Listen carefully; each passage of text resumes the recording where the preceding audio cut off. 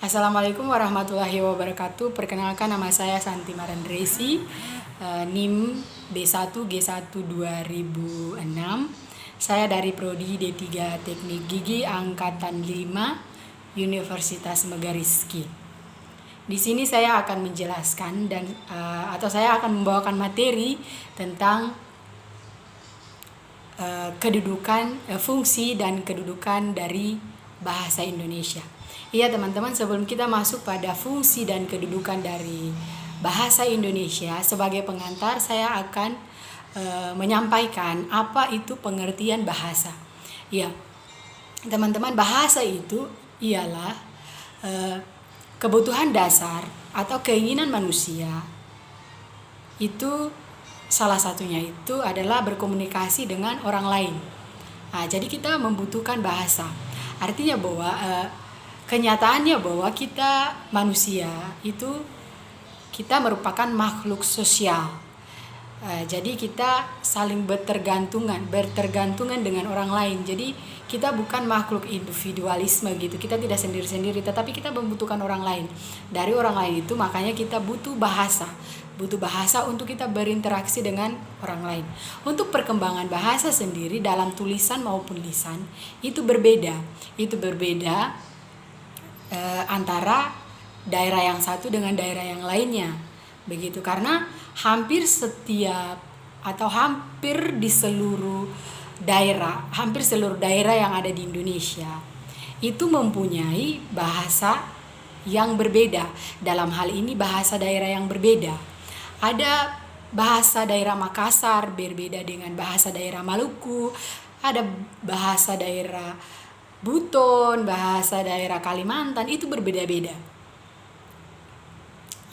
Itu berbeda-beda, teman-teman. Jadi, sekali lagi, untuk pengertian bahasa sendiri, bahasa ini adalah salah satu kebutuhan dasar manusia.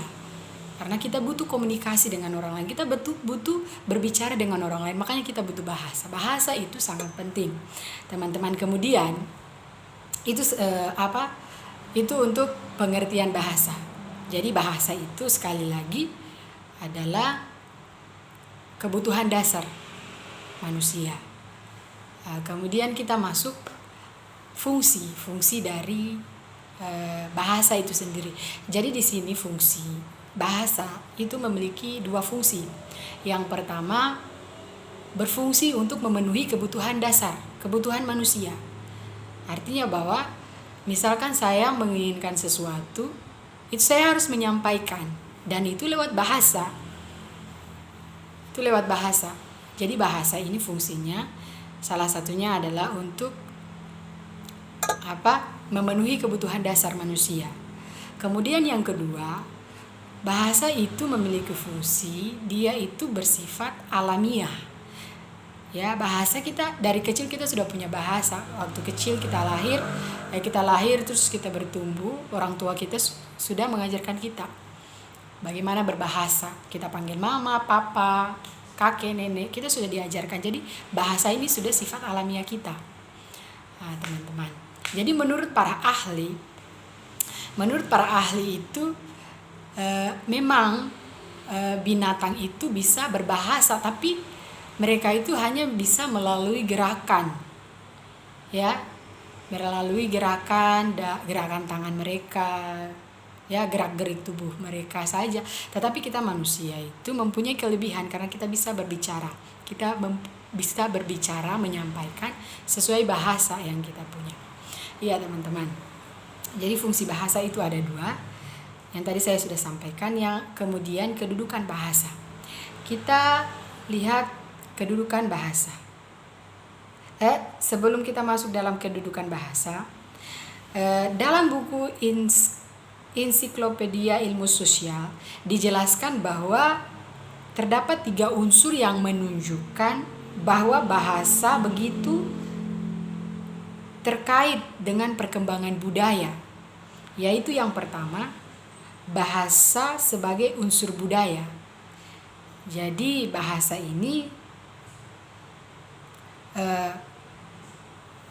sebagai unsur budaya artinya bahwa masing-masing daerah kan punya bahasa daerah yang berbeda. Lalu pas ketika kita dengar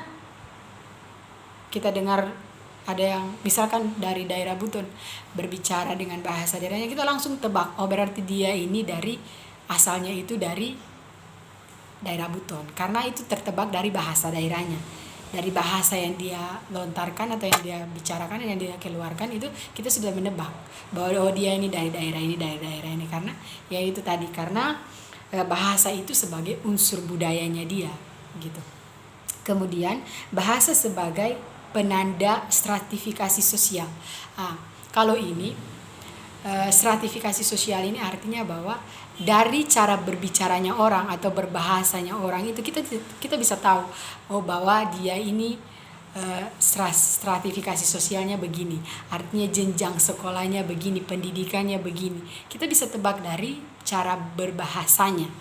Bahasanya sopan, tidak sopan, menggunakan bahasa-bahasa yang tidak bagus, tidak enak didengar, itu kita bisa tebak di situ stratifikasi sosialnya bagaimana.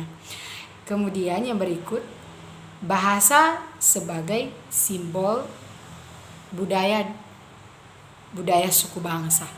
Ya, jadi bahasa kita sudah bisa tahu bahwa dari suku ini.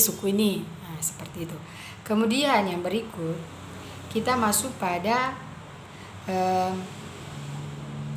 kedudukan bahasa. Kedudukan bahasa itu, bahasa Indonesia sendiri itu berkedudukan sebagai bahasa negara.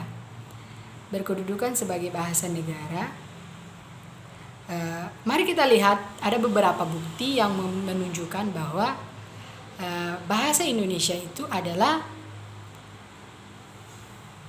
bahasa negara.